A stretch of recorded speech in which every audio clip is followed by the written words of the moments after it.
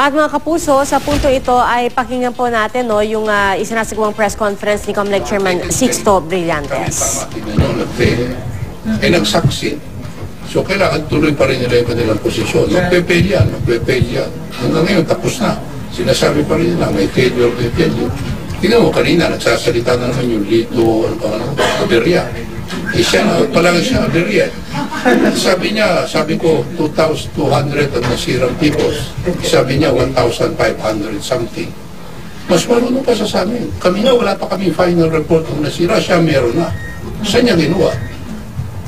Gusto ko malaman saan niya ginawa yung 1,500. And I would like to confront him directly. Sir, meron ba dun sa mga binagit yung grupo na nagpo-push ng ibang technology?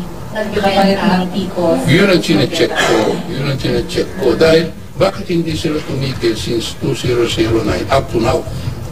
Ba't hindi sila? At saka meron ba silang bagong sinasabi?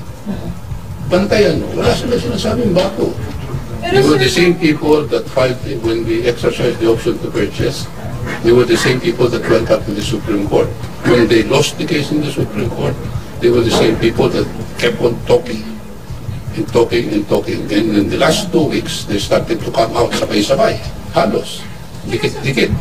Di ba may letter of Sempeg noong 2010? Correct. They were pushing for the open system, which was... No, the open system is just that man's open system. Yes, sir. They were trying to push that, yes. They were not able to get it. They continue to advocate it up to now.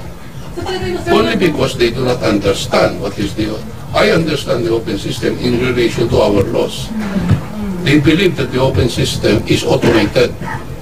I submit, and it was asked by the Supreme Court, kung automated ba yung open system. Sabi ko, hindi. Sabi ko, hindi automated yan. Manual yung open system.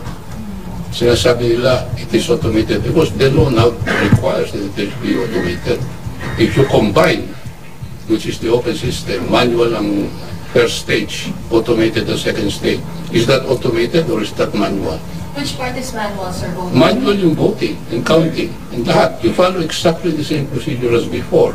Manual lahat yung pagboto, pipila pa nula, maglalagay ka ng election return, magtatara-tara ka, bibilangin mo isa yung balota. Ano yung automated, sir? Well, after that, i-encode mo yung results ng election return, ilalagay mo ngayon sa makina. Yung makina ngayon, ipapasok mo doon sa CCS. Yung CCS ngayon mag-automate. So, nag-consolidate lang siya ng mga years. Correct. That is the concept of an open system. And let me just point out, kasi ang problema nga sabi ko, yung mga IT, magaling sila sa IT, ako hindi marunong. Ako naman marunong ng konti sa legal. Konti lang, pero marunong ako.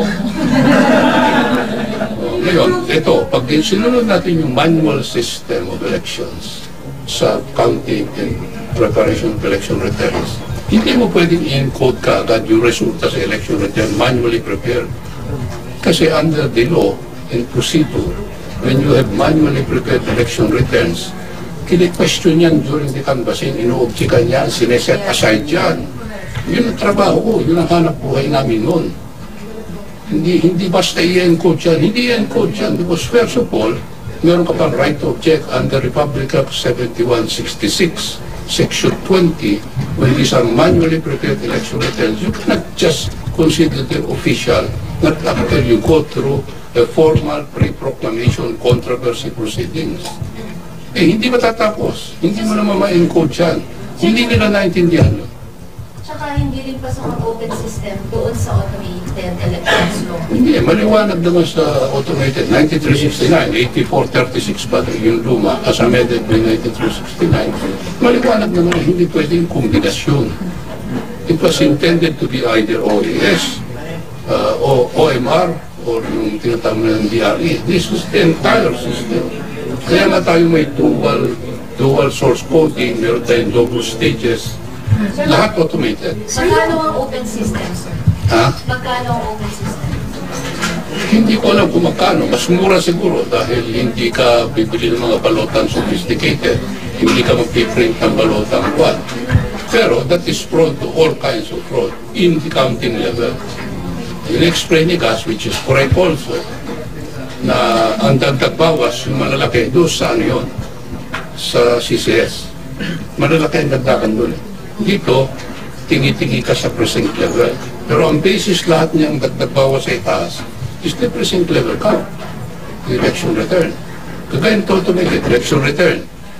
Gagawa ka ng statement of votes by precinct, gagawa ka ng municipal certificate of canvass, gagawa ka ng statement of vote by municipality, certificate, provincial certificate of canvass bago ka umakyat.